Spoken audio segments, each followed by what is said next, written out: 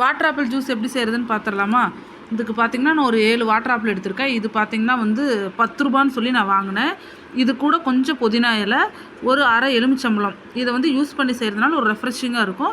உங்களுக்கு தேவைப்பட்டால் ஒயிட் சுகரோ இல்லை வந்து நாட்டு சக்கரை எது வேணாலும் ஆட் பண்ணிக்கலாம். வாட்டர் ஆப்பிளை வந்து அதில் வந்து சுத்தம் பண்ணிக்கலாம். அதுக்கு நடுவில் இந்த மாதிரி விதை இருக்கும், எடுத்துக்கோங்க. மிக்ஸி ஜாரில் ஆட் பண்ணிவிட்டு புதினா இலை போட்டுட்டு எலுமிச்சம்பழத்தை நல்லா பிழிஞ்சு விட்டுறலாம்.